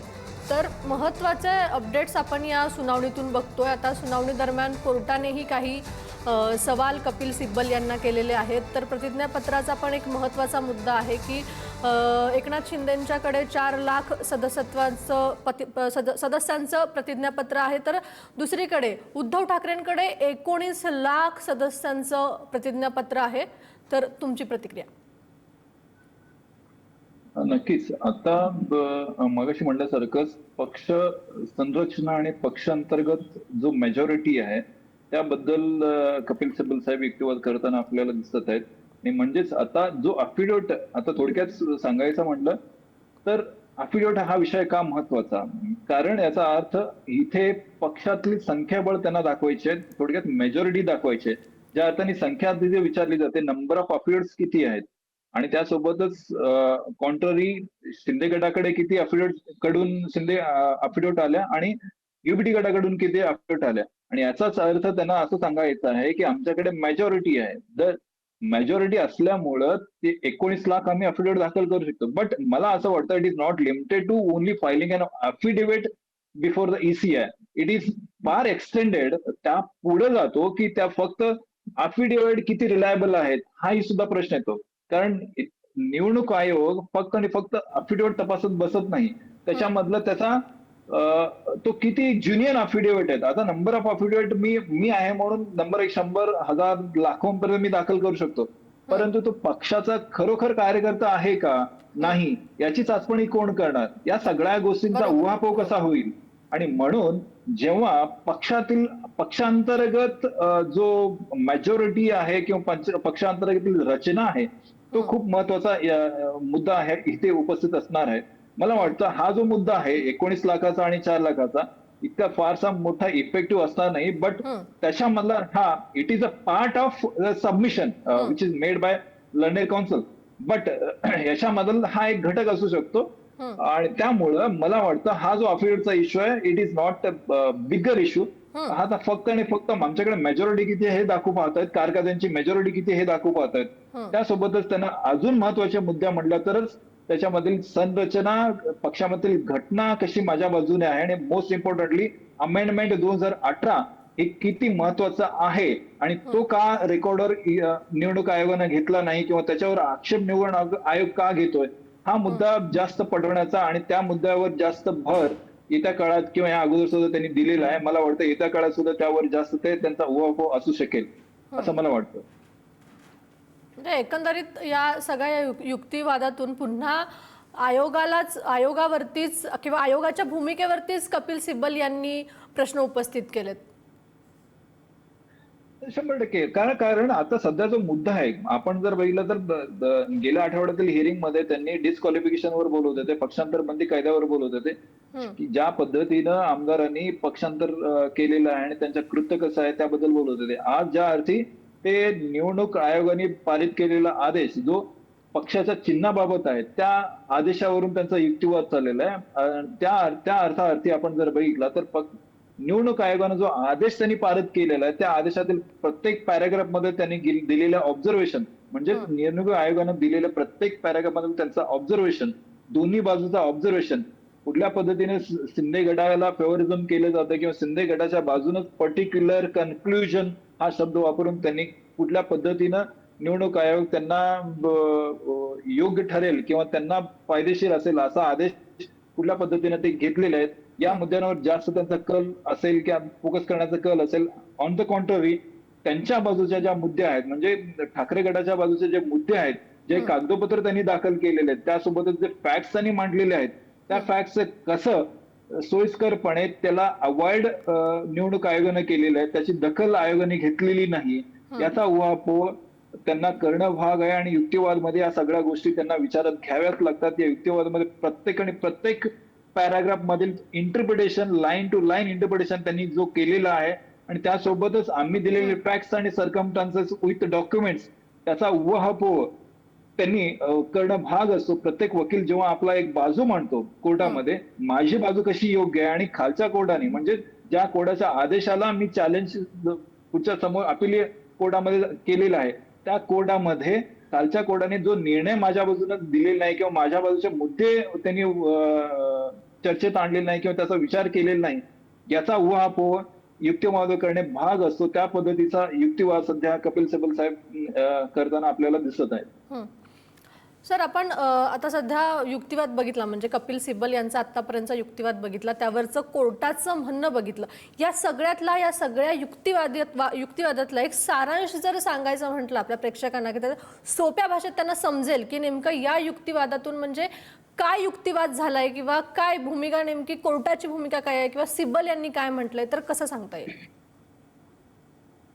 हे बघा, आज जो युक्तिवाद आहे त्याच्यामध्ये प्रामुख्याने ते 3 मुद्द्यांवर युक्तिवाद करतायत. एक पक्षाची घटना आणि त्यानंतर 2018 मध्ये आलेला घटना दुरुस्ती, पक्षाच्या घटना दुरुस्ती, आणि त्यानंतर पक्षा अंतर्गत जी संरचना आहे किंवा जी हेरार्की आपण म्हणतो, गट नेते, उपनेते आणि पक्षप्रमुख याच्यातील जो निवडणूक पद्धत आहे किंवा लोकशाही पद्धत आहे त्याबद्दल ते फोकस करताना दिसत आहेत. आणि त्यासोबतच महत्वाचा मुद्दा पक्षांतर्गत बहुमत आणि त्यासोबतच विधिमंडळ आणि राजकीय पक्ष यामधील जो फरक आहे, या फरकामधील वर ते युक्तिवाद करताना दिसत आहेत.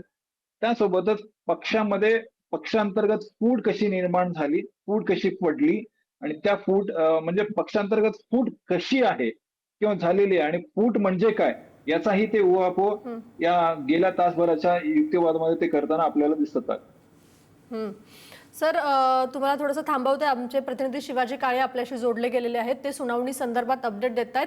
काय सध्याची अपडेट काय शिवाजी?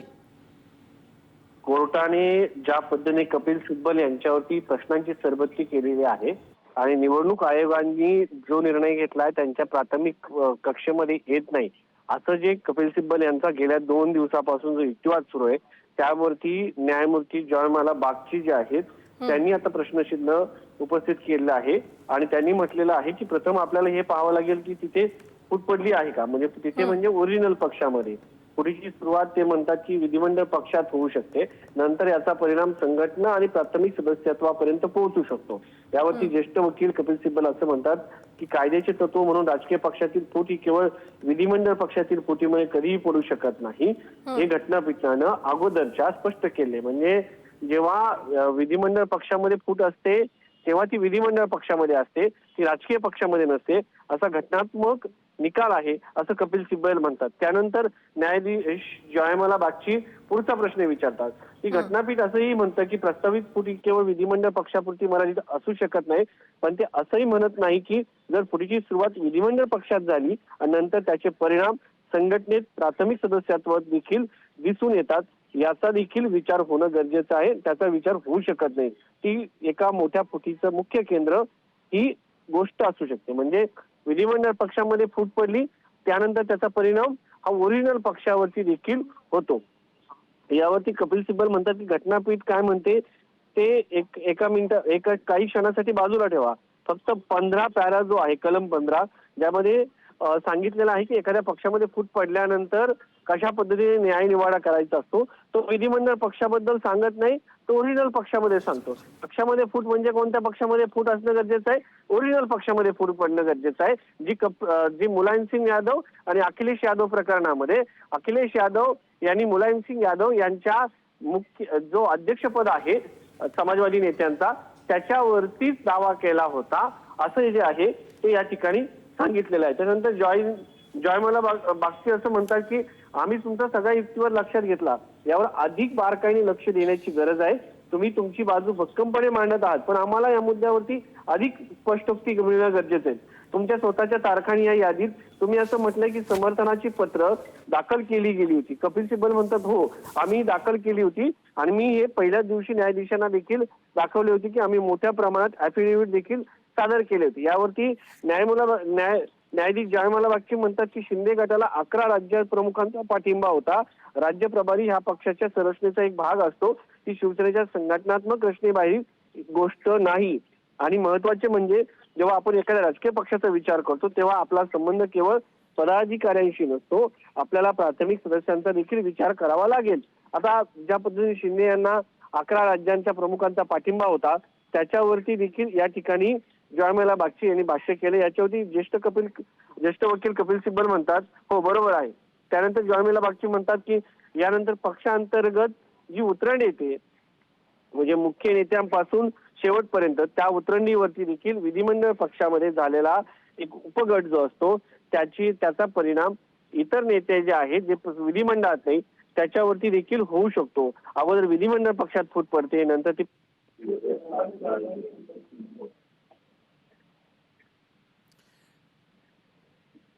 आपल्यासोबत शिवाजी काळे होते, त्यांचा संपर्क आपल्याशी काही क्षणासाठी तुटलेला आहे. मंजुनाथ सर आपल्यासोबत जोडले जात आहेत. मंजुनाथ सर, या सगळ्या युक्तिवादातनं प्रतिवादातनं एक गोष्ट जाणवते की या सगळ्याबाबत अजूनही महत्त्वाचे मुद्दे जे कोर्टाला अपेक्षित आहेत ते समोर येत नसल्याचं दिसतंय.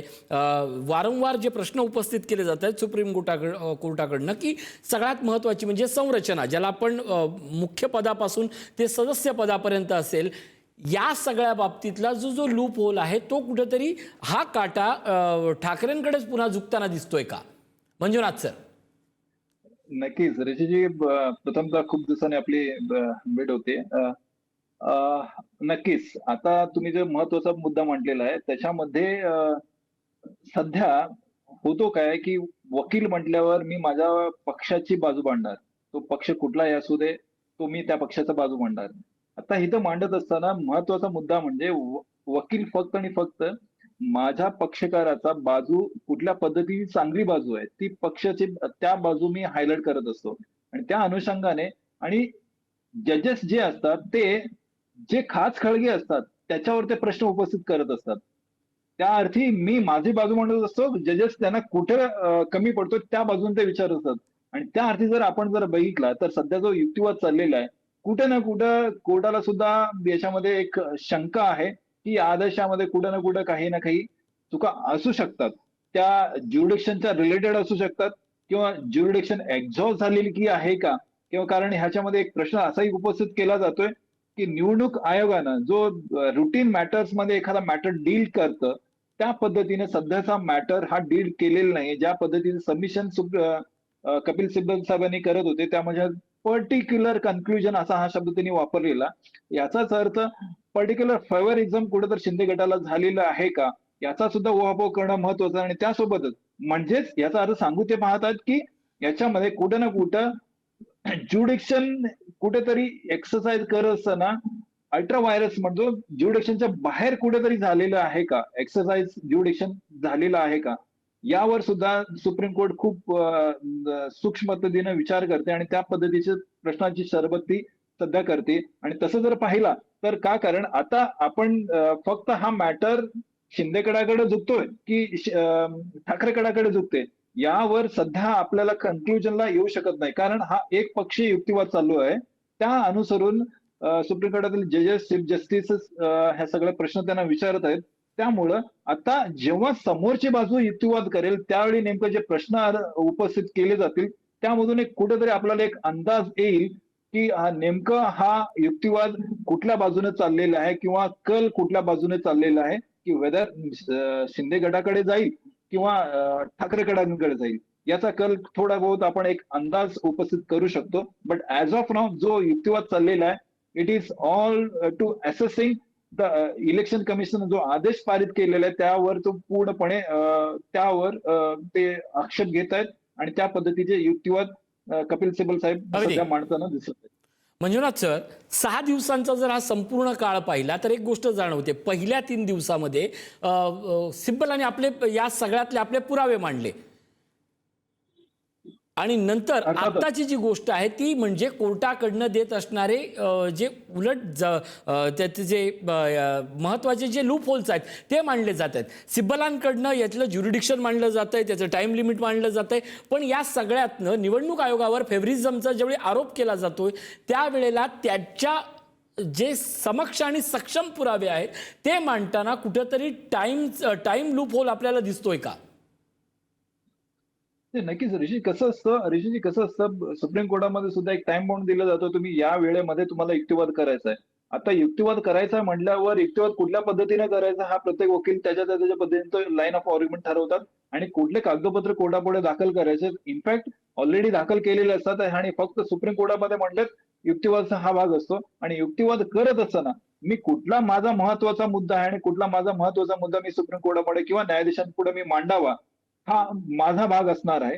ते आपण करत असताना मला वाटतं कपिल सिब्बल सारखे ज्यांच्यापुढे न्यायालय he himself is a temple of justice असं असताना त्यांच्याकडून कुठल्या चुका होणे अपेक्षित नाही. बट हावेवर काही जो आदेश आहे तो आदेश आपण जर बघितला तर ज्या पद्धतीचा आदेश आहे त्यामधील काही घटना आहेत त्या घटनांची क्रमवारी सुद्धा त्यांनी मांडलेली आहे. या अगोदर त्यांनी मिनिट्स ऑफ डेट जे आहेत म्हणजे कालच्या आर्ग्युमेंटमध्ये सुद्धा ते जे डेट्स आहेत त्या डेट्स हायलाइट करत होते आणि त्याच्यानंतर पर्टिक्युलर्स वर आले. डेट्स खूप महत्वाचे आहेत, परंतु का? कारण पहिल्यांदा कोण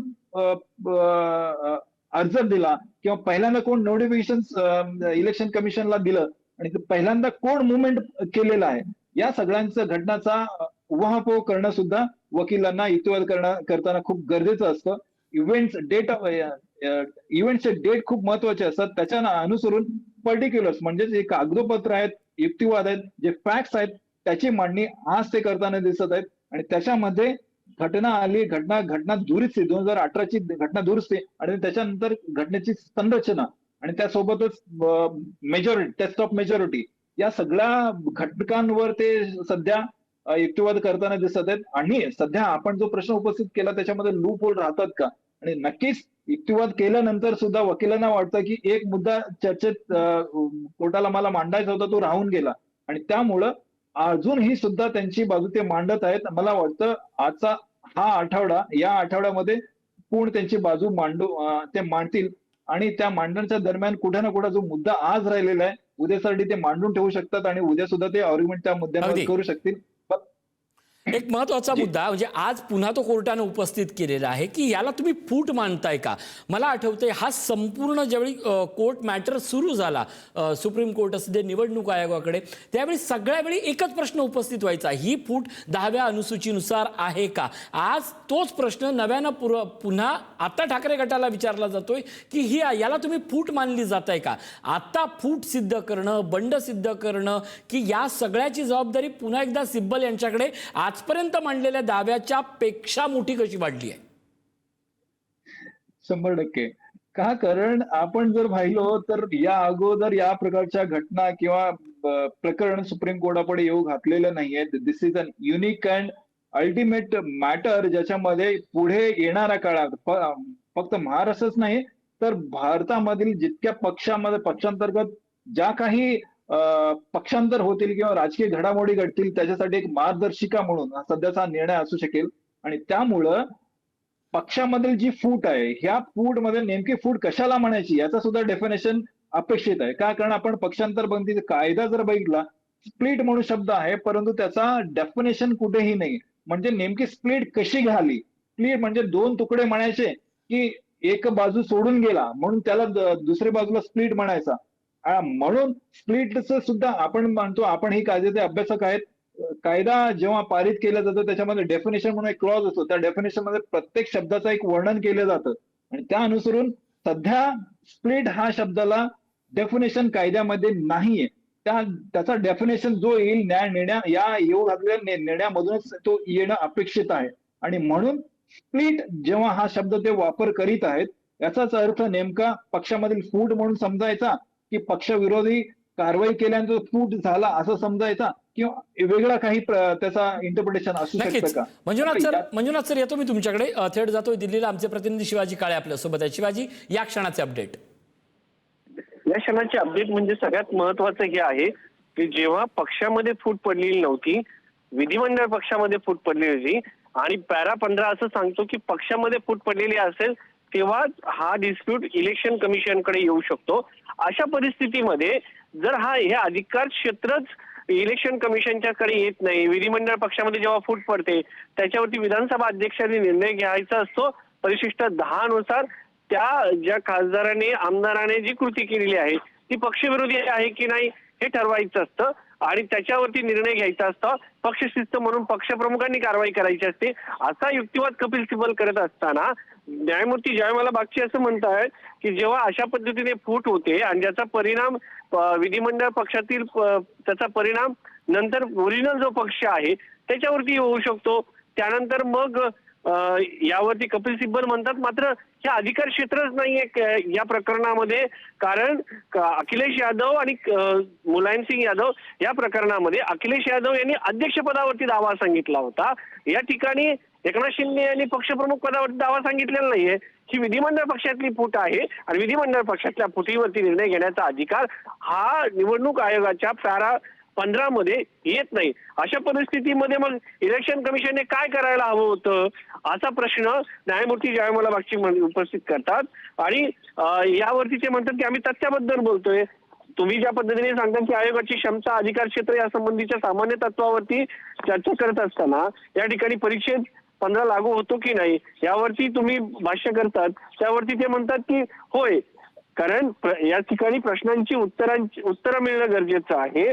आणि जेव्हा आता निवडणूक आयोगाने जे सांगितलेलं आहे त्याच्यामध्ये त्यांच्या अधिकार क्षेत्रात येत नाही असं ते सांगतायत.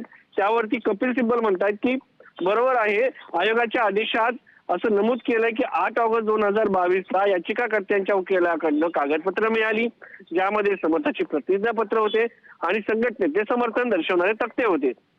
यावरती ते म्हणतायत मी हे नाकारत नाही. कपिल सिब्बल म्हणतायत 8 ऑगस्टचे घटनाक्रमात स्पष्टपणे हे पाहिलेलं आहे आणि याच्यावरती मग कपिल सिब्बलांचा युक्तिवाद होतो की ते अशा पद्धतीने कागदपत्र समजून दिलेले आहेत आणि त्या ठिकाणी देण्यात आली आहेत इलेक्शन कमिशनकडे. न्यायाधीश जयमाला बागची म्हणतात की या संदर्भात आम्ही तुम्हाला पुढचा प्रश्न विचारतो.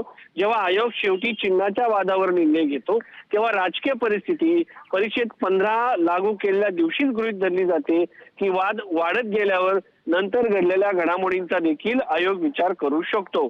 यावरती कपिल सिब्बल म्हणतात जर सुरुवातीलाच राजकीय पक्षात प्रथमदर्शनी फूट दिसून येत असेल तर नंतरच्या घडामोडीचा नक्कीच विचार केला जाऊ शकतो, पण यात काही वाद नाही. मात्र जर पक्षातील फुटीची प्रथमदर्शनी बाब सिद्ध झाली तर परिस्थिती बदलू शकते. अंतिम निर्णयाच्या वेळी आयोग निर्णय देताना सादर केलेल्या पुराव्यांची तपासणी करू शकतो आणि चिन्हावर हक्क कोणाचा ते ठरवू शकतो. 8 ऑगस्टला काय घडले किंवा नंतर अधिक कागदपत्र दाखल केली गेली यावर माझा वाद नाही. माझा प्रश्न अधिक मर्यादित आहे. 19 जुलैला राजकीय पक्षात फूट पडल्याचे सुरुवातीला सिद्ध करण्यासाठी निवडणूक आयोगासमोर कोणती सामग्री उपलब्ध होती. म्हणजे निवडणूक आयोगाने जेव्हा एकनाथ शिंदे यांनी हे बंड केलं, स्वतःला मुख्य नेते या सगळ्या लोकांनी त्यांच्यासोबत असलेल्या आमदारांनी ठरवलं गेलं त्यांना, या सगळ्या परिस्थितीमध्ये त्यांच्या समोर विधिमंडळ पक्षामध्ये झालेली ही फूट आहे एवढंच इलेक्शन समोर होतं. राजकीय पक्षामध्ये तोपर्यंत फूट पडलेली नव्हती. नंतर याचा स्कोप वाढू शकतो. मात्र सध्या तुमच्या समोर असलेल्या गोष्टीचा तुम्ही विचार करणं गरजेचं आहे असं कपिल सिब्बल म्हणतात. न्याय हा पुढे घडणाऱ्या घटनांवरती किंवा पूर्वी घडलेल्या घटनांचा विचार करताना या सगळ्या बाबी ज्या असतात त्याचा विचार करणं अपेक्षित असतं. मात्र पुढे काय घडणार आहे, यापूर्वी काय घडलं याचा विचार केला जातो, पुढे काय घडणार आहे याचा विचार या ठिकाणी केला जात नाही, असं जे आहे या ठिकाणी कपिल सिब्बल सांगताना पाहायला मिळत आहे. शिवाजी, या क्षणाची एक मोठी अपडेट येते. आजची सुनावणी संपली आहे. आता उद्या पुन्हा ठाकरेंच्या शिवसेनेचा युक्तिवाद होणार आहे. या क्षणाची मोठी बातमी आपण बघतोय. आजची सुनावणी संपली, उद्या पुन्हा ठाकरेंच्या शिवसेनेचा युक्तिवाद होईल. संदीप, थेट जातोय संदीपकडे. संदीप, अपडेट येते आहे, सुनावणी आजची संपलेली आहे, पण उद्या पुन्हा ठाकरेंच्या शिवसेनेकडनं युक्तिवाद होणार आहे. उद्या पुन्हा युक्तिवाद, अगदी बरोबर आहे. उद्या पुन्हा एकदा ऋषी हा युक्तिवाद होईल. काल आणि आज सलग 2 दिवस कपिल सिब्बल यांनी युक्तिवाद केल्यानंतर उद्या पुन्हा होईल. पण आता जरी सीजेआय स्वतः सूर्यकांत हे बेंचमध्ये असले किंवा खंडपीठामध्ये असले तरी न्यायमूर्ती जयमाला बागची जे आहेत त्यांनी काही महत्वाच्या टिप्पणी केल्या आहेत त्या आपल्याला प्रेक्षकांना खरं तर सांगावं लागेल. आपण एका जिवंत लोकशाहीशी संबंधित प्रकरणाची सुनावणी करत आहोत, हे आपण विसरू शकत नाही असं थेट म्हटलेलं आहे न्यायमूर्ती बागची यांनी. प्रामुख्यानं बघायला गेलं तर बागची हे यापूर्वी कलकत्ता उच्च न्यायालयामध्ये मुख्य न्यायमूर्ती म्हणून त्यांनी काम पाहिलेलं आहे आणि आता सर्वोच्च न्यायालयामध्ये ते खंडपीठामध्ये आहेत, ज्या खंडपीठासमोर शिवसेना पक्षाची आणि चिन्हाची सुनावणी सुरू आहे.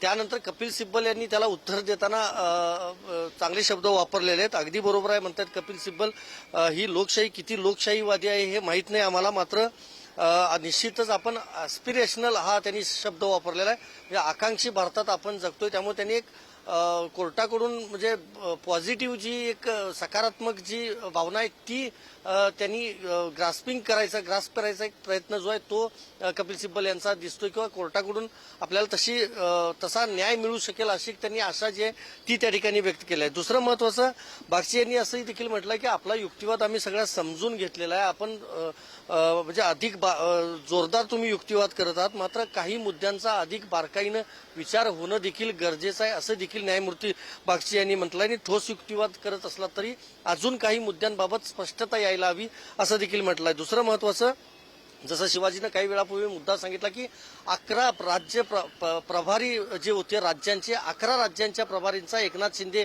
यांना पाठिंबा होता, मात्र जसं विधिमंडळ पक्षातली फूट आणि राजकीय पक्षातली फूट हा जसा मुद्दा आलेला आहे तसं ही जर प्रभारीपासूनची ही फूट आहे किंवा ही जी सगळं आहे हे प्राथमिक सदस्यत्वापर्यंत गेलं तर मग पुढं काय, कारण शिवाजीनं सांगितल्याप्रमाणे एकनाथ शिंदे यांनी शिवसेनेवर दावा केला होता, पक्षप्रमुख पदावर दावा केलेला नव्हता आणि मुलायमसिंग यादव आणि अखिलेश यादव यांच्या प्रकरणामध्ये त्यांनी थेट अध्यक्षपदावर दावा केला होता. त्यामुळे हा मुद्दा महत्वाचा आहे की नक्कीच संदीप, आपण बोलतोय पण शिवसेनेच्या खासदार नरेश म्हस्के यांची प्रतिक्रिया आहे ते पाहूया.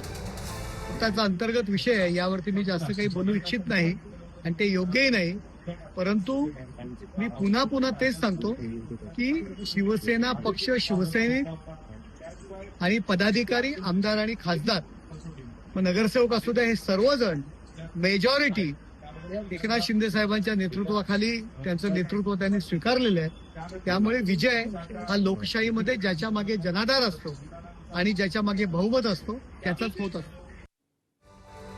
संदीप, आमचे प्रतिनिधी आपल्यासोबत जोडले जातात. संदीप, ज्या पद्धतीनं आपण सिब्बल यांनी आजच्या सुनावणी दरम्यान केलेली टिप्पणी आपण बोलत होतो, आत्ताच खासदार नरेश म्हस्के यांनी आपल्याच पक्षाबाबत केलेला विश्वास ऐकलं, काय सांगाल? नाही, प्रामुख्यानं बघायला गेलं काल कपिल सिब्बल यांनी थेट केंद्रीय निवडणूक आयोगाच्या कार्यपद्धतीवर नाराजी व्यक्त करत युक्तिवाद केलेला होता आणि आज प्रामुख्यानं बघायला गेलं तर कशा पद्धतीनं राजकीय फूट आणि विधिमंडळ पक्षातली फूट ही यातला फरक त्यांनी सांगत असताना उद्धव ठाकरे यांच्या अधिकार या सगळ्याबाबतचा युक्तिवाद केला. जवळपास तास ते सव्वा तास ऋषी हा सगळा युक्तिवाद चालला आणि सगळ्यात महत्वाचं म्हणजे 2013 पासून उद्धव ठाकरे हे पक्षप्रमुखपदी त्यांची निवड करण्यात आलेली आहे, ती घटनेला धरूनच निवड झाली आहे. सगळे पक्षातले अधिकार जे आहेत ते उद्धव ठाकरे यांच्याकडेच आहेत, त्यामुळे त्यांच्याकडून हा पक्ष काढून घेता येत नाही किंवा हा पक्ष एकनाथ शिंदे यांना दिला जाऊ शकत नाही असा थेट युक्तिवाद जो आहे तो कपिल सिब्बल यांनी आज प्रामुख्याने केला. दुसरं महत्वाचं, मी सांगितल्याप्रमाणे न्यायमूर्ती बागचींनी काही महत्वाच्या ज्या टिप्पणी केल्या त्या देखील विचार करण्यासारख्या आहेत. त्यामुळेच कपिल सिब्बल यांच्या आशा पल्लवित झालेल्या आहेत असं देखील म्हणता येईल. काही वेळापूर्वी आपण जे वकिलांना प्रश्न विचारला तोच आहे की नेमकं महाराष्ट्राचं संपूर्ण नाही तर देशाचं लक्ष लागलेलं आहे की खरी शिवसेना कुणाची आणि शिवसेनेचं जे चिन्ह होतं धनुष्यबाण ते नेमकं कुणाचं. कारण 21 सालापासून हे सगळं प्रकरण सुप्रीम कोर्टामध्ये आहे आणि गेल्या 2-2.5 वर्षांमध्ये फक्त तारखा पडत होत्या, सुनावणी होत नव्हती, युक्तिवाद केला जात नव्हता आणि त्यामुळे आता अंतिम टप्प्यात आलेली असताना CJI सूर्यकांत यांच्या खंडपीठासमोर हे सगळं प्रकरण आहे. गेल्या 3 ते 4 दिवसांपासून हा सगळा युक्तिवाद आपण जर पाहिला तर कपिल सिब्बल जोरदार युक्तिवाद करतायत. उद्या देखील शिवसेना UBT पक्षालाच युक्तिवाद करण्याची संधी जी आहे ती देण्यात आली आहे. त्यामुळे उद्या देखील कपिल सिब्बल आणखी नवीन काही ऋषी मुद्दे मांडू शकतात. जसं काल त्यांनी केंद्रीय निवडणूक आयोगाचा मुद्दा मांडला आणि आज उद्धव ठाकरे यांच्या अधिकारांबाबत त्यांनी जो युक्तिवाद केला आणि मध्ये इतर गोष्टी देखील त्यांनी मांडल्या. मात्र या सगळ्यामध्ये हेच महत्वाचं आहे की विधिमंडळ पक्षातली फूट आणि राजकीय फूट ही निश्चितच वेगवेगळी आहे. खंडपीठाने देखील त्यावेळेला असा दाखला दिल्याचा जो उल्लेख आहे तो कपिल सिब्बल यांनी आजही केलेला आहे. त्यामुळे उद्या कपिल सिब्बल नेमकं काय भूमिका मांडतात उद्या हे कपिल बघणं सिब्बल महत्त्वाचं आहे. काय बोलतात याकडे सगळ्यांचंच लक्ष असेल. अगदी शेवटची कमेंट घेण्यासाठी मी मंजुनाथ सर तुमच्याकडे जातोय. मंजुनाथ सर, मी पुन्हा एकदा म्हटल्याप्रमाणे सेक्शन 10 पासून आता परिच्छेद 15 पर्यंत आलेला मुद्दा, न्यायमूर्ती बागचींच्या 3 महत्त्वाच्या टिप्पण्या ज्याच्यावरनं दिवसेंदिवस वाढत असलेल्या ठाकरे गटाच्या आशा पल्लवित होत आहेत. हे सगळं होत असताना आज संघटनात्मक पातळीवर आणि अगदी तुम्ही याला फूट कसं समजता असा विचारून सुरुवात झालेल्या युक्तिवादाचा आजच्या दिवसाचं अगदी सिब्बल यांच्या युक्तिवादाचा तुम्ही कशा पद्धतीनं थोडक्यात सारांश सांगाल? नक्कीच शिवजी, खूप महत्वाचा विषय आज त्यांनी हाताळणी केली. त्याच्यामध्ये प्रामुख्यानं जो 2018चा अमेंडमेंट आहे, पक्ष घटना जो अमेंडमेंट आहे त्याच्यामध्ये त्याचा उहापोह केला. त्याच्यामध्ये पक्षप्रमुख म्हणून स्वतःला तुम्ही कसं म्हणून घेताय, विधिमंडळाचा पक्ष आहे याचा अर्थ राजकीय पक्ष होत नाही, हा एक महत्वाचा मुद्दा. त्याच्यानंतर पक्षातील जी संरचना आहे त्याच्यामध्ये जे पक्षप्रमुख आहे आणि त्याची निवडणूक कशी होते, त्याच्या डेमोक्रेटिक पद्धतीने होते, लोकशाही पद्धतीने होते की नाही, त्याबाबत त्यांनी उल्लेख केला आणि त्या संदर्भात युक्तिवाद केला. त्यासोबतच पक्षप्रमुख पासून ते कार्यकर्त्यापर्यंत यांची संरचना कशी आहे, त्याची निवड पद्धती कशी आहे याबद्दल सुद्धा ते आर्ग्युमेंट करताना दिसत आले. आणि त्याच्यानंतर तिसरा महत्वाचा मुद्दा, राजकीय पक्ष आणि विधिमंडळ पक्ष यामधील फरक काय आहे आणि त्यासोबतच न्यायमूर्ती बागचीने जो प्रश्न केला की राजकीय पक्ष आणि त्यामधील विधिमंडळ पक्ष यामधील फरक आपण कसा स्पष्ट करायचा, काय कारण विधिमंडळातील काही आमदार खासदार हे सुद्धा राजकीय पक्षामधील पक्ष जबाबदारी असतं, त्यामुळे त्याचा कसा तुम्ही डिफरन्शिएट कराल, हा एक मुद्दा. त्यासोबत महत्वाचा मुद्दा जो उद्या सुद्धा आर्ग्युमेंट त्या मुद्द्यांवर होऊ शकतो तो म्हणजे स्प्लिट, त्याच्यामध्ये पक्षात पडलेली फूट यामध्ये चर्चा केली. आणि मला वाटतं स्प्लिट यावरूनच उद्या सुद्धा ज्या प्रश्नावरनं हा सगळी चर्चा सुरू झाली त्याच प्रश्नावर येऊन आज अर्धविराम झाला एवढं मात्र नक्की. तुर्तास धन्यवाद सगळ्या या चर्चेबद्दल. आपल्यासोबत मंजुनाथ कक्कलमेली होते.